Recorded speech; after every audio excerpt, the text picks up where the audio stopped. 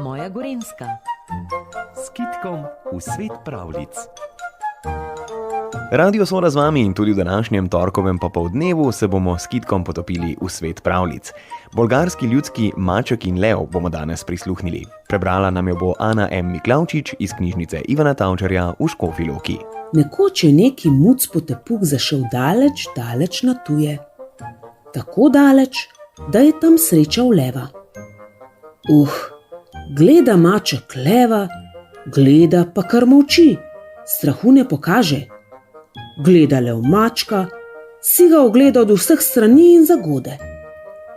Podoben si mi, morda si celo moj sorodnik, ampak zakaj si tako majhen? Če bi ti živel tam, kjer sem jaz, ne bi niti toliko zrasel, zamijavka maček. Pri kom pa si živel do zdaj? Vpraša lev.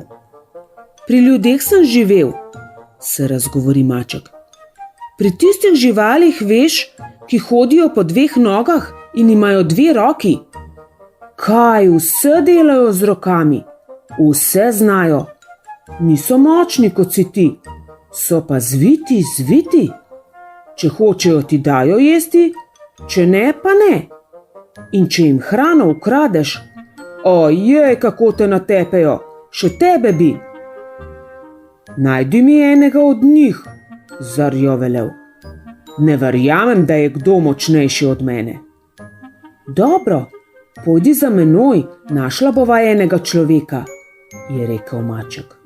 Pa se boš sam prepričal.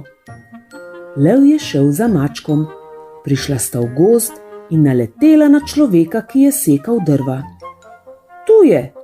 To je eden od tistih, o katerih sem ti pripovedoval, je dejal muc. Lev je pristopil k človeku. Gleda človek leva, gleda, a kar molči, strahu ne pokaže.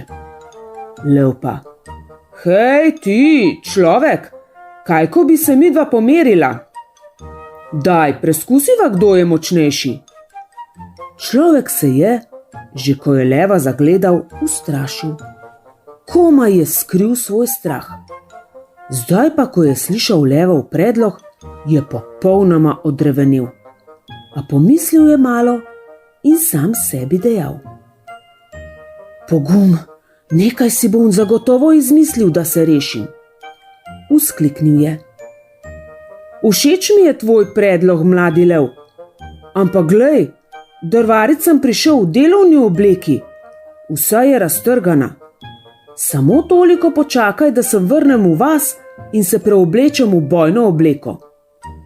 Prav, počakal bom, je rekel lev in sedel pod veliko drevo.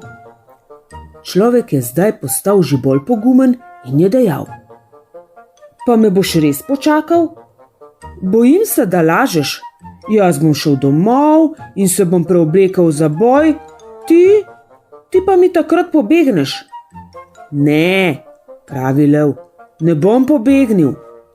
Veš kaj, pa ti le ne verjamem. Daj, da te privežem k temu drevesu, tako bom vedel, da me počakaš. No, daj, je zagodrnjal lev. Človek je vzel z voza vrv in leva tesno privezal k drevesu. Potem si je odrezal dolgo šibo in z njo ošvrknil leva. Aha, zdaj boš pa videl, kako se jaz borim. Še enkrat je švrknil po levu in še enkrat.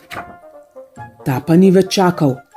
Zarjovel je, pretrgal vrvi in zdirjal daleč stran. Z levom je zbežal tudi muc in ustavila sta se šele na robu gozda. Lev, ki je komaj dihal, je zarenčal na mačka. Prav zares so grozni ti tvoji ljudje. Če bi moral jaz biti z njimi, ne bi preživel. Kaj šele zrasel toliko kot si ti? Ni čudno, da si majhen. Beživa, bratec muc, nočem biti niti blizu teh slabih ljudi. Tako se je lev preselil v daljne, ljudem težko dosegljive kraje. Kaj pa muc? Ne vem, ali se še zdaj potepa, ali pa je našel kakšne ljudi. Take prijazne, ki lepo skrbijo zanj.